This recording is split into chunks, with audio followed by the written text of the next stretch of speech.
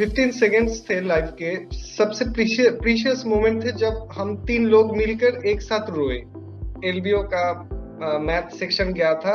मैंने करीब 15 मिनट पहले फुल क्वेश्चन सॉल्व करके बैठा हुआ था। इस बार सर आईबीपीएस पीओ मेंस में मेरा 23 मार्क्स आया है।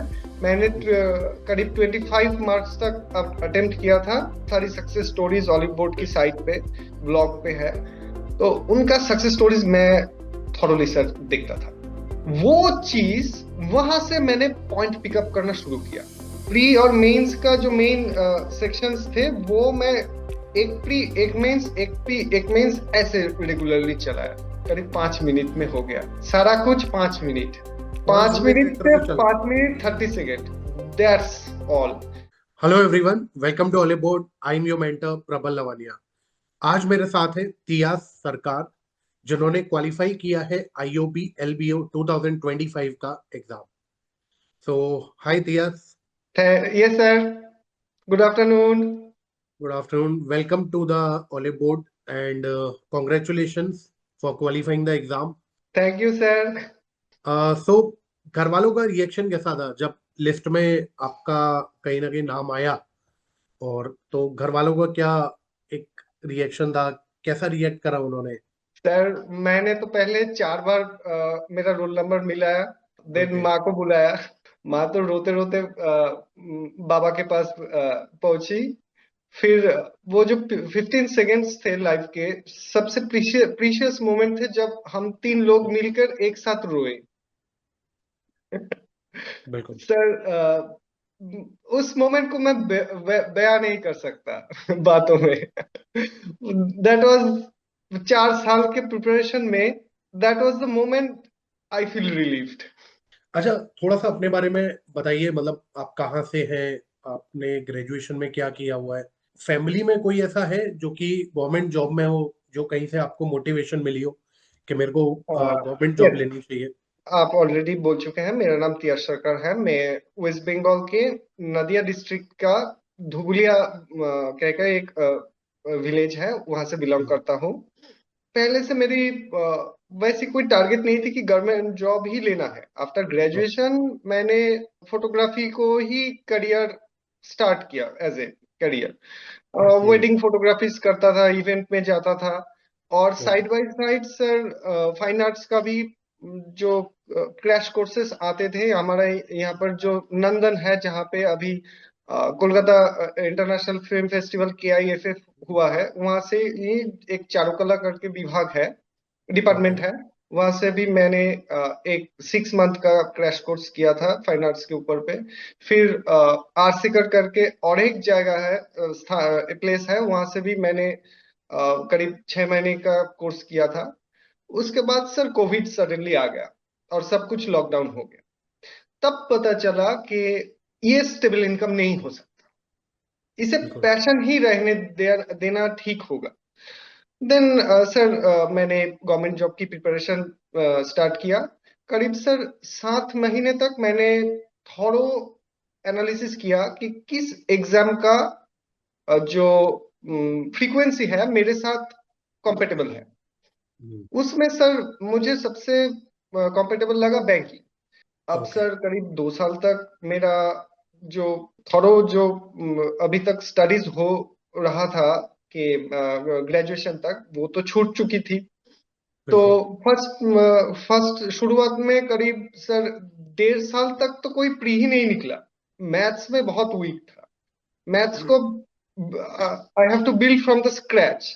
रीजनिंग हो रहा था, इंग्लिश में ही हो रहा था, मगर मैथ्स बहुत ही टफ था। तो मैंने ऑलिव बोर्ड का जो यूट्यूब का क्लासेस है, वहां से भी वहां से प्रिपेयर शुरू किया।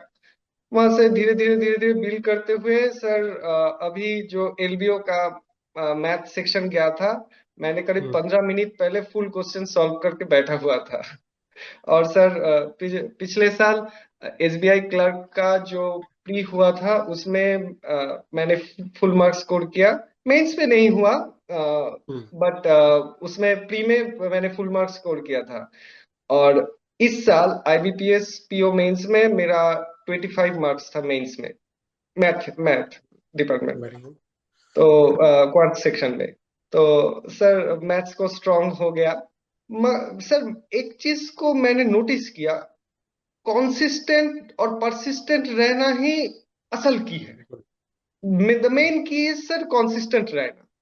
वो सुबह उठ के फिर सारा दिन पढ़ते रहो, फिर अगली सुबह उठो, ये तो बहुत ही हेक्टिक है, बहुत ही हेक्टिक।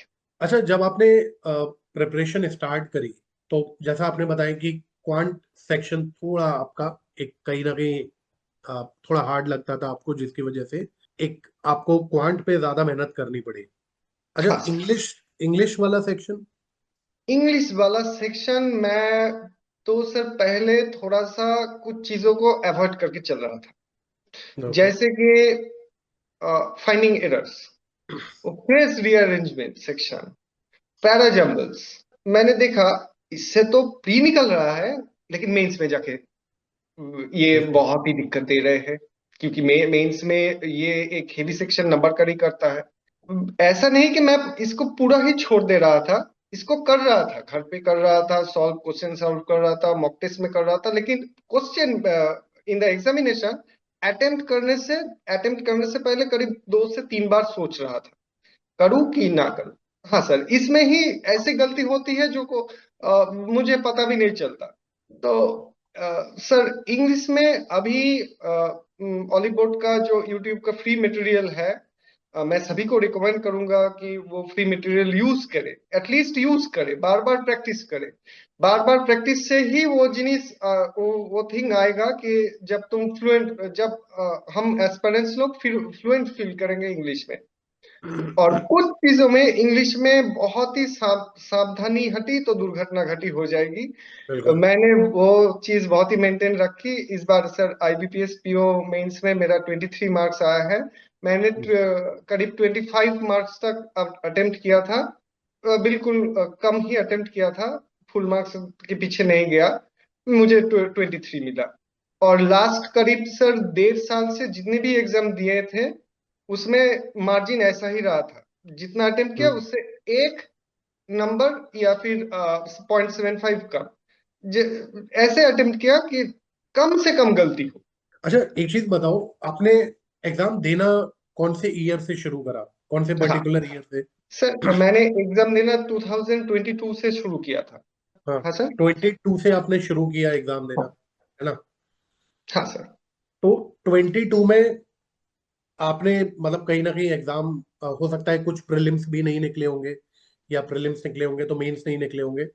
तो ऐसा क्या आपने स्ट्रेटेजी चेंज करी? क्योंकि 2022 से आपने एग्जाम दिए, 23, 24, फिर 25 में आपका सिलेक्शन। तो हाँ आपको कहीं ना कुछ ऐसा लगा होगा कि मैं कोई ना कोई गलत स्ट्रेटेजी के साथ चीजें कर रहा हूँ, या तो हो सकता है कि मैं प्रीलिम सिर्फ पढ़ रहा हूँ, मेंस को इतना ध्यान नहीं दे रहा। ये हाँ भी बहुत सारे स्टूडेंट करते हैं। कहाँ पे कौन सा पॉइंट आपका वीक था? क्योंकि मैं इसलिए पूछ रहा हूँ क्योंकि जो लोग अब तैयारी करना शुरू करेंगे, जो आप बताओगे, अगर वो भी इस तरीके का प्लान कर रहे हैं कि मेरे को पहले प्रीलिम्स कंप्लीट कर लेता हूँ फिर मेंस देखेंगे, तो कहीं ना कहीं वो भी अपनी स्ट्रेटजी चेंज कर पाए। हाँ सर, जब मैं मॉक टेस्ट अटेम्प्ट करता था, तब मैंने मेनली ऑलीबोर्ड का ही मॉक टेस्ट किया है। सर जब मैं मॉक टेस्ट अटेम्प्ट करता था, तभी कुछ चीजों में, 2022 की मैं बात कर रहा हूँ जब मैं मेरा स्टार्टिंग ईयर था, हम्म। कुछ चीजों में मैंने मेरी खामियां नोटिस की। मैथ्स में कौन सी पिक करूं कि ना करूं, अगर पिक भी कर लेता तो टाइम ज्यादा लग जाता, हम्म। कहीं पे जाके फंस जाता, पूरा उसके बाद से पेपर खराब होने लगता था, डाउनवर्ड जाता था कॉन्फिडेंस लेवल। तो मैंने उसको नोट किया। फिर इंग्लिश में जब मैं अटेम्प्ट करता था, कुछ जगह पे थोड़ा सा कंफ्यूजन होता था कि ये होगा आंसर कि ये होगा, ये वाला ऑप्शन कि ये वाला ऑप्शन। जहां पर भी वैसा डाउट होता था, मैं नोट करता था साइड में। और सर रीजनिंग में कौन मेन पजल, मेरा मेन प्रॉब्लम था पजल में। मैंने नोट करना शुरू किया कि कहाँ पे कौन सी वर्डिक पे मुझे अटक रहा है, पिकअप करने में गलतियां हो रही है, उसको नोट करने लगा। फिर सर जो जिनका सक्सेस स्टोरीज थी, अभी अवेलेबल भी है, बहुत सारी सक्सेस स्टोरीज ऑलिव बोर्ड की साइट पे, ब्लॉग पे है। तो उनका सक्सेस स्टोरीज मैं थॉरोली सर देखता था। वो चीज वहां से मैंने पॉइंट पिकअप करना शुरू किया। मेरा दूसरा और कोई भी अलग तरीके से कोई भी जादुई नुस्खा नहीं था कि मैं उसको अप्लाई किया। मैंने सिर्फ उनके जो आउटकम्स थे, उन्होंने जो बोला फ्यूचर एस्पायरेंट्स के लिए, मैंने वहां से पॉइंट पिकअप करना शुरू किया। वही चीज मैंने इसलिए पूछा क्योंकि एक जो सिलेक्शन ले चुका है उसको पता है कि क्या नहीं करना है और क्या करना है। तो वो हमेशा आपको वो बताएगा कि क्या करो, और जो नहीं करना चाहिए वो आपको बिल्कुल नहीं करना। वो चीजें आपको सक्सेस स्टोरी में ही पता पड़ती है, क्योंकि वहां से आपको एक नट शेल में सारी चीजें, एक यस आगे सर। की पूरी गाइडेंस आपको कहीं ना कहीं मिल जाती है। तो आपने मतलब एग्जाम जब देना शुरू करा, उसके बाद धीरे धीरे जब आपके प्रीलिम्स क्लियर हुए होंगे, तो आपकी तैयारी की स्ट्रेटेजी क्या थी? प्रीलिम्स के साथ आप मेंस को पढ़ रहे थे, या फिर सिर्फ प्रीलिम्स देके फिर मीनवाइल मेंस के लिए तैयारी कर रहे थे आफ्टर द प्रीलिम्स? जैसे कि सर मैंने अपने आपको बोला कि मैथ्स में बहुत ही वीक था। अब सर 2022 में तो कोई प्री नहीं निकला। हम्म। 2023 में शायद लास्ट में जाके एक प्री निकला था। हम्म। शायद आरआरबी क्लर्क का एक प्री निकला था। तो मेंस में जाके मुझे पता चला कि मेंस कौन सी बला है। सर मेंस में जाके जीए सेक्शन में मैंने 2 से 3 क्वेश्चन अटेम्प्ट किए। प्रिपरेशन भी आफ्टर द रिजल्ट मैंने स्टार्ट किया था। हम्म। कोई एक्सपेक्टेशंस भी नहीं लेकर गया था, सिर्फ कहाँ पे मैं रुक रहा हूँ वो चीज। मैथ्स का पेपर देख लिया, रीजनिंग का देख लिया, और सर इंग्लिश का भी देख लिया। जीए में जाके ना गहराई ठीक तरह से नहीं मुझे पता चला। तो इस माइंडसेट से मैंने प्रिपरेशन भी किया। नेक्स्ट ईयर में 2024 में मेरा आईबीपीएस पीओ फर्स्ट टाइम निकला था। ओके। सर आईबीपीएस पीओ में जब मैं इस प्रिपरेशन से गया तो मुझे पता चला कि सर उसका प्रिपरेशन और इसका प्रिपरेशन टोटली डिफरेंट लेवल में है। डिफरेंट। बिल्कुल। सर तब जाके जब आईबीपीएस पीओ 2024 में मैंने अपीयर किया था, तो जीए करीब 7 से 8 क्वेश्चन किया और उतना ही नंबर भी आया, 7.25 समथिंग आया था। तब जाके थोड़ा सा आइडिया लगा कि ऐसे करना है। मैंने जीए के लिए फर्स्ट जो किया, जो ऑलिव बोर्ड का चैनल पे रेगुलरली जो न्यूज आते हैं, करंट अफेयर्स की न्यूज आते हैं, उसको थॉरोली नोट डाउन करना शुरू किया एक अपना बुक में। तो ऐसे करके हर एक महीने का, हर एक दिन का, हर एक महीने का, ऐसे करके मैंने मेरा फुल नोट्स रेडी किया। फिर रिवीजन के टाइम पे ये प्रॉब्लम होती अराइज होता था जब समेटना था। मेंस के पहले सारी हम्म। चीज समेटना था, तब सबसे ज्यादा प्रॉब्लम हो रहा था। तो आफ्टर नोट्स बनाने के बाद ये प्रॉब्लम भी थोड़ा थोड़ा करके दूर होना शुरू हुआ। जब एसबीआई क्लर्क का मेंस देने गया था, तभी करीब 12 से 13 क्वेश्चन आए थे, हुआ था। और इस बार आईओबी एलबीओ में सर करीब 15-16 क्वेश्चन बिल्कुल कॉमन आ गए थे। एकदम सर स्लॉट में बॉल था और सिक्सर। तो कहीं ना कहीं आपने धीरे धीरे चीजों को समझा, उसके बाद यस सर। स्ट्रेटेजी बनाई, मतलब आपने एग्जाम दे के स्ट्रेटेजी क्रिएट करी। जब आपने यस सर। प्रीलिम्स दिया होगा तो आपने प्रीलिम्स के अकॉर्डिंग अपनी स्ट्रेटेजी क्रिएट करी कि प्रीलिम्स को ऐसे हाँ। निकालना है। जब आप मेंस में पहुंचे तब आपको समझ में आया कि मेंस का गेम ही अलग है, और हाँ मेंस में सर। दो गेम चल रहा है, एक क्लर्क मेंस का गेम अलग चल रहा है, पीओ मेंस का गेम बिल्कुल पीओ अलग। मेंस का तो अलग, और एसबीआई पीओ का तो और भी सर अलग। हाँ बिल्कुल। तो आपने कहीं ना कहीं एक वो चीज समझ में आई आपको कि मेंस के लिए एक अलग से आपको चीजों को पढ़ना पड़ेगा, और स्टार्टिंग से ही मेंस को कैरी करके चलना पड़ेगा। हाँ सर। हाँ सर। अच्छा। ये बहुत ही सर टफ थिंग है। वो जो हम्म। मेंस आईबीपीएस पीओ 2024 देकर आने के बाद से, जिस दिन देकर आया उसके अगले दिन से ही सर मैंने नोट्स बनाना शुरू कर दिया जीए पे। हम्म। एक घंटे का जीए क्लास को खत्म करने में मुझे 2 से ढाई घंटे लगते थे, पूरा नोट डाउन करने में सेटिस्फाइड होकर। तो टाइम लगता था, बहुत ही हेक्टिक था, बिल्कुल। मगर एटलीस्ट लास्ट में रंग लाई। अच्छा, जैसे आपने प्रीलिम्स की जब तैयारी करी होगी, मैं 2024 से जब आप 25 की तरफ जा रहे थे, तो जब आप हाँ, प्रीलिम्स के लिए कुछ तो पढ़ते ही होंगे थोड़ा बहुत। मान लीजिए हाँ, कि आपका पीओ का एग्जाम है, तो आप प्रीलिम्स तो पढ़ ही रहे होंगे पीओ प्रीलिम्स के लिए। हाँ। तो आप साथ में मेंस भी लेके चलते थे डेली बेसिस पे? मतलब जो लोग अब तैयारी करने का सोच रहे हैं, अगर वो प्रीलिम्स कर चुके हैं या प्रीलिम्स पढ़ चुके हैं, तो एक प्रीलिम्स के साथ मेंस जैसे क्वांट हुआ, रीजनिंग हुआ, तो आप डेली बेसिस पे हाँ, क्वांट रीजनिंग वाला जो सेक्शन है उसमें मेंस का भी कुछ थोड़ा बहुत एक पार्ट लेके चलते थे डेली? यहाँ पे थोड़ा सा मैं अलग तरीके से किया। ओके। ऐसा होता है, मेरा कुछ दोस्त ऐसे करते थे कि एक दिन प्री, एक दिन मेंस, एक दिन हम्म। प्री, बिल्कुल। एक दिन मेंस। मैंने ऐसा नहीं किया। मैंने सब्जेक्ट वाइज पहले पार्टीशन किया कि हर रोज इतने घंटे मैं मैथ्स पढ़ूंगा, इतने घंटे रीजनिंग, इतने घंटे इंग्लिश एंड इतने घंटे जीए। और अगर आरआरबी सामने था तो कंप्यूटर। तो किसी दिन सुबह में मैथ्स का प्री का लेवल का किया, कुछ क्वेश्चन सॉल्व या फिर कुछ स्पीड टेस्ट दिया, या फिर सेक्शनल मॉक दिया। उसके बाद मेंस का इंग्लिश का थोड़ा सा कंटेंट किया, कंटेंट सॉल्व किया। उसके बाद रीजनिंग का प्री का किया। और जो जीए का लेंदी क्वेश्चंस टाइप थे, जो जिसमें 1 2 3 4 करके उस वहाँ सेंटेंस बेसिस पे था, वो खनिक वो थोड़ा सा सॉल्व किया।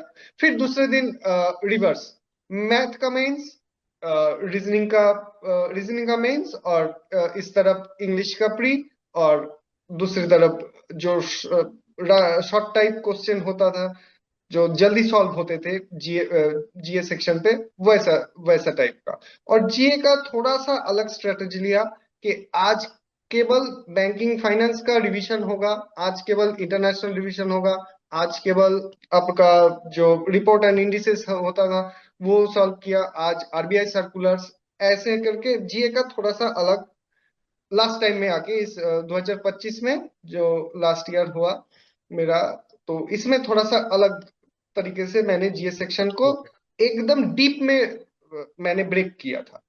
लेकिन सर जो प्री और मेंस का जो मेन सेक्शंस थे, वो मैं एक प्री एक मेंस एक प्री एक मेंस ऐसे रेगुलरली चलाया। तो ओके। इससे मैं मुझे थोड़ा सा हेल्प मिला। अच्छा, एक चीज बताइए, एलबीओ का जो एग्जाम है वो कैसे डिफरेंट है आईबीपीएस के जो एग्जाम्स है या एसबीआई के एग्जाम्स है? या फिर मैं ये बोलूँ कि क्या लेवल रहता है एलबीओ के एग्जाम का, क्योंकि सिंगल एग्जाम है, उसके बाद इंटरव्यू है, तो उस पेपर का लेवल क्या है? मतलब आप कौन से प्री या मेन से उसको कंपेयर करना चाहेंगे कि एग्जैक्ट उसी का रेप्लिका पेपर देखने को मिला आपको एलबीओ का? सर कुछ चीजें प्री से उठाई हुई थी, कुछ ओके। चीजें मेंस से उठाई हुई थी। ओके। जैसे कि रीजनिंग में जो रिवर्स लॉग आए थे, हम्म। मगर उसी तरह पजल जो था थोड़ा सा मिक्स था, प्री से थोड़ा सा लेंदी। मगर ओके। किसी भी आरआरबी पीओ, अगर कहेंगे आरआरबी पीओ का जो मॉडरेट लेवल क्वेश्चन है, उससे हम्म। उससे लेस। आरआरबी पीओ का जो यहाँ पे ऑली बोर्ड पे इजी मॉडरेट टाइप का जो टेस्ट हाँ। होता है ना, हाँ। उसमें जो इजी वाले सेक्शन में जो थोड़ा सा लेंदी जो क्वेश्चंस आते थे, वैसे करीब का ओके। क्वेश्चन पेपर था। मैथ्स में भी वही थोड़ा सा लेंदी, मगर इजी, जल्दी जल्दी हो रहा था। तो मतलब जो लोग कहीं ना कहीं मेंस का पेपर दे चुके हैं या जो लोग तैयारी कर रहे हो, प्रीलिम्स मेंस लिख चुके हैं, उनके लिए एक बहुत अच्छा ऑप्शन है एलबीओ। बहुत ही sir, it is a golden opportunity sir. कारण यहाँ पे अ, अगर एक एग्जाम पे अगर अच्छा मार्क्स हो गया और इंटरव्यू का कॉल लेटर आ गया, तब सिर्फ इंटरव्यू और जॉब, आप और जॉब के बीच में सिर्फ इंटरव्यू ही रहता है। और बिल्कुल। सर इंटरव्यू में तो सर मेरा जो पहले वाला कैंडिडेट था, उसका करीब 15 मिनट तक इंटरव्यू हुआ। सर और एक कैंडिडेट से आज थोड़ी देर पहले ही बात हो रहा था, उसका भी क्लियर हो गया। उसका सर फर्स्ट इंटरव्यू था, और मैंने फर्स्ट इंटरव्यू, और सर सीरियल नंबर में भी वो फर्स्ट था। उसका सर 30 मिनट्स तक इंटरव्यू चला, और सर मेरा करीब 5 मिनट में हो गया सारा कुछ। 5 मिनट, कौन पांच सा बेस्ड मिनट से इंटरव्यू चला? 5 मिनट 30 सेकेंड, दैट्स ऑल। उन्होंने सिर्फ एक क्वेश्चन पूछा बैंकिंग के रिलेटेड, सी ए आर, बस सी आर ए आर क्या है, और उसके बाद मेरा बैकग्राउंड, और वन वर्ड क्वेश्चन सर। कोई भी एक्सप्लेनेशन टाइप का कोई भी क्वेश्चन नहीं, वन वर्ड एक्सप्लेनेशन। आपके पिता क्या करते हैं, आपकी माता क्या करते हैं, तो ऐसे टाइप का क्वेश्चन। फिर वेस्ट बंगाल के रिगार्डिंग वो वही one word question, 2-3 question ask किया। फिर आप बोला आपका हो गया, आप जा सकते हैं। कर सर 5 मिनट 30 सेकंड से ज्यादा नहीं हो सकता। तो ये भी एक अच्छी मतलब आपने बात बताई, क्योंकि बहुत सारे स्टूडेंट्स के मन में ये मिथ रहता है सर मेरा तो बाकी स्टूडेंट को 30-30 मिनट तक इंटरव्यू चल रहा था और मेरे को सिर्फ 8 मिनट में 9 मिनट में बाहर कर दिया, तो इसका मतलब मेरा तो खराब हो गया इंटरव्यू, मतलब मेरा तो सिलेक्शन होगा नहीं। तो आप कहीं ना कहीं एक एग्जाम्पल हो कि 5 मिनट 5.5 मिनट इंटरव्यू चला सिर्फ, अभी सिलेक्शन हुआ, मतलब कहीं ना कहीं एक पर्सनैलिटी बहुत मैटर करती है और आप किस तरीके से जवाब दे रहे हैं चीजों का, वो भी एक बहुत बड़ी चीज है। यहाँ पे मैं एक बात बोलना चाहता हूँ। हमारा वहाँ पे करीब 5 पैनल थे, 1 2 3 4 5 करके। मेरा पैनल 2 में था। सर इंटरव्यू का जो DV process, document verification process था, वो बहुत ही स्मूथ था। जो सर थे जो जिन्होंने हमारा डीवी दिया था, वो बहुत ही कोऑर्डिनेटिंग थे। पहले ही उन्होंने पूछा कि कब आए हो, क्या यहाँ पे अच्छा लग रहा है। मैंने बोला फूड तो बहुत ही अच्छा है, चेन्नई में था तो बहुत ही अच्छा फूड है। उसके बाद सर जब वो रो में हमें सीरियल नंबर वाइज बिठाया गया इंटरव्यू रूम के बाहर, एक चीज मैंने नोटिस किया सर। जो कोऑर्डिनेटर्स थे, बैंक के स्टाफ कोऑर्डिनेटर्स थे, वो दूसरे पैनल में जो अंदर जाने वाला कैंडिडेट था, उसको बिठा के उसके साथ थोड़ा सा बात करके उसको काम डाउन करके फिर वो भेज रहे थे। लेकिन हमारा ये जो पैनल 2 का जो कोऑर्डिनेटर था, वो एक एक करके कैंडिडेट आ रहे थे, उन्होंने उन्हें डायरेक्शंस दे रहे थे कि इलेक्ट्रॉनिक्स डिवाइस साइड में रखो, ये करो ये करो। फिर वो निकल जा रहे थे, वो सामने नहीं रह रहे थे। जब हमारा ही एक ग्रुप का फ्रेंड, उन्होंने भी ऑलिव बोर्ड से ही प्रिपेयर किया है, शायद वो आरबीआई क्लर्क में भी है। ज्यादा बात करने का वहां पे मौका नहीं मिला, आरआरबी क्लर्क में है। वो तो निकल के सर रो दिए। मेरे पहले एक फीमेल कैंडिडेट थी, एस्पायरेंट थी, और उसके पहले और एक जो वो निकल के सर रो दिए कि बहुत ही सर डार्क और ग्लूमी फेसेस है अंदर। कोई भी कोऑर्डिनेटिंग उन्होंने और सूदिंग ये नहीं किया। टॉफी भी रखा हुआ था, किसी को टॉफी भी नहीं दे रहे थे। और किसी को वहां पे ऐसी एक फीलिंग, ऐसी एक कंडीशन में डाल रहे थे, टेंस कंडीशन सबसे। कि आप मैं ऐसी जब कंडीशन में कैसा बिहेव करते हो, कैसा रिएक्ट करते हो हाँ और कैसा परफॉर्म करोगे, वो चीज चेक कर रहे थे। हाँ सर, हाँ सर। मैं जब अंदर गया तो किसी ने भी सर उठा के भी नहीं देखा कि कौन आया है। एक जो सर लेफ्ट साइड में बैठे हुए थे, वो तो उठ के ही बाहर निकल गए। फिर करीब 1 मिनट बाद आ गए थे। लेकिन मैंने नोटिस किया सबने एक एक क्वेश्चन किया, सबने एक एक क्वेश्चन किया।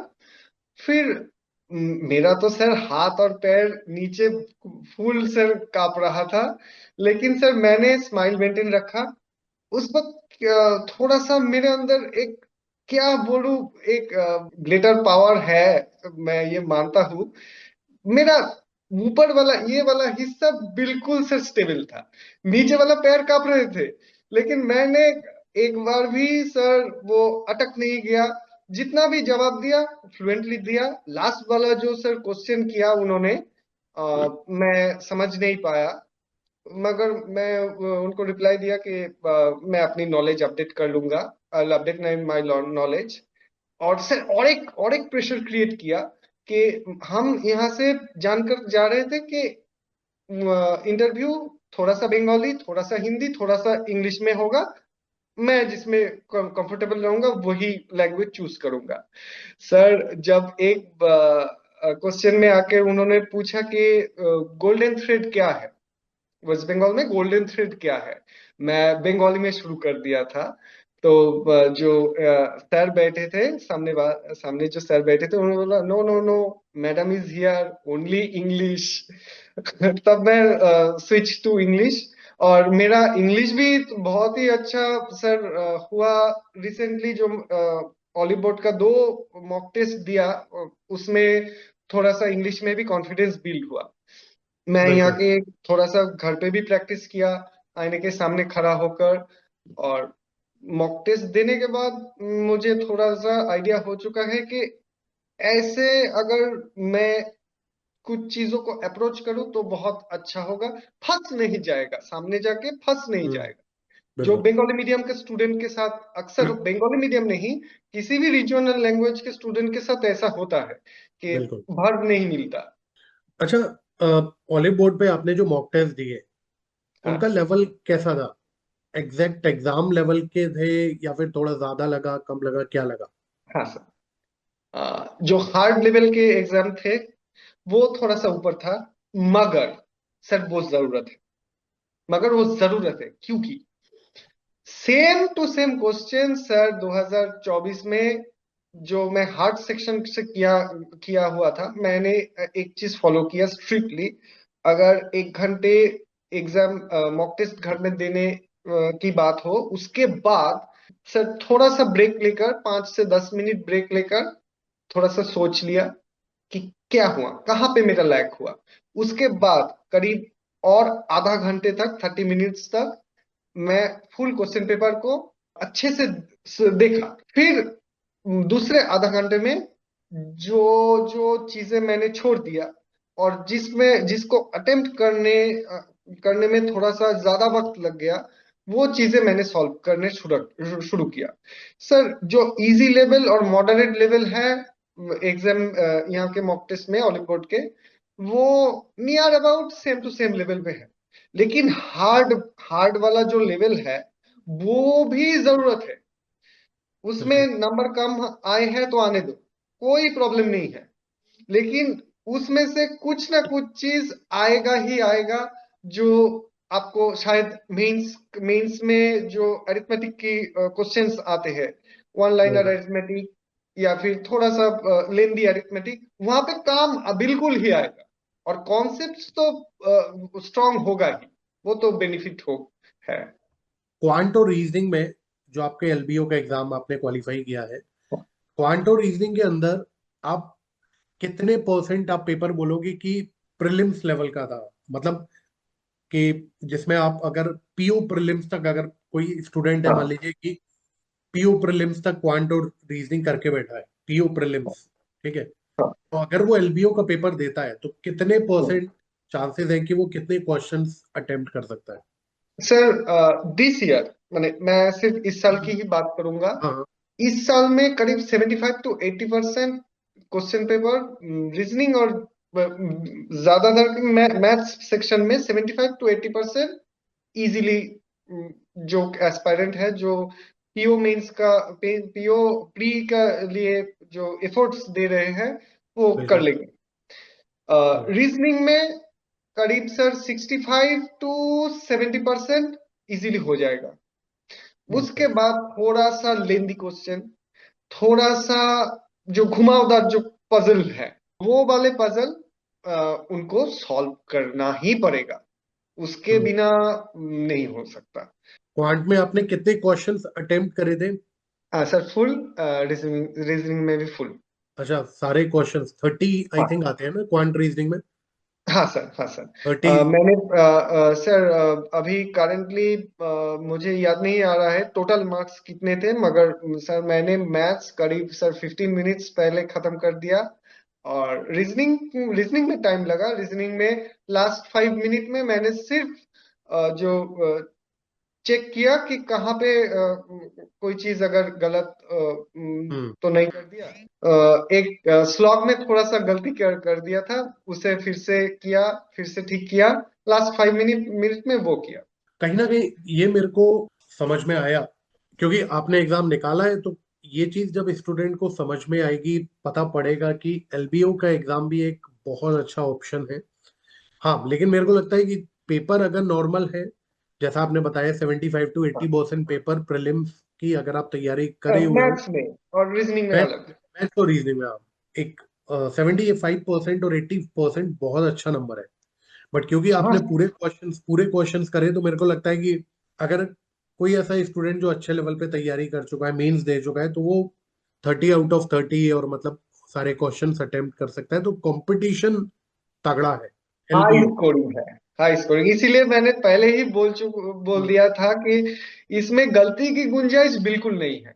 बिल्कुल। आपकी तरफ से क्या सजेशन रहेगा जो लोग आगे, क्योंकि 2026 के लिए अब नोटिफिकेशन आना शुरू हो जाएंगे, हाँ तो सर, आपकी तरफ से क्या? बहुत सारी एलबीओ का भी आएगा इस बार। बिल्कुल। आरबीआई का तो सर डायरेक्शन भी आ चुका है तो बहुत सारा एलबीओ का भी आएगा। बिल्कुल। एंड सर जस्ट एक ही बात बोलूंगा, believe in the process.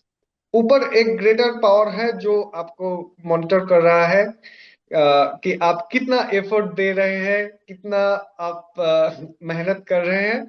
Sir last 4 सालों से सिर्फ इस मोमेंट का इंतजार कर रहा था कि कब मेरा निकले। तो कुछ ना कुछ तो आपको मिलेगा, कुछ ना कुछ तो। हार, इसमें हार नहीं होती सर। या तो आप सीख जाओगे या तो आप पार हो जाओगे। यहाँ पे बिल्कुल। हार नहीं होती। बिल्कुल। चलिए, thank you so much Tias, thank you आपसे सर बात फॉर गिविंग करके। Me the time. सर आपसे मिलने की इच्छा बहुत दिनों से थी। आज जाके वो मेरा इच्छा पूर्ण हुआ।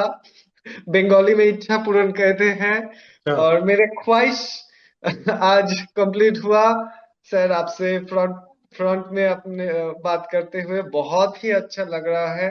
Thank you so much, thank you and congratulations once again. Thank you कहीं ना सर। कहीं आपने जो चीजें बताई हैं, बिल्कुल बेसिक चीजें आपने जो बताई जो जरूरी है, और मोस्ट इम्पोर्टेंट कि कुछ ऐसे जो मिथ है जो मतलब एक स्टूडेंट के माइंड में जो चलता है, वो चीजें भी कहीं ना कहीं जो लोग देखेंगे अब इंटरव्यू को, तो उनके माइंड में वो क्लैरिटी एक बनेगी कि किस तरीके से तैयारी शुरू करनी चाहिए और क्या अप्रोच रहनी चाहिए, इवन फॉर द हाँ सर, इंटरव्यू। बिल्कुल। Really thanks to Oliveboard. Oliveboard मेरे साथ रहा यूट्यूब यूट्यूब में, पेड कंटेंट में।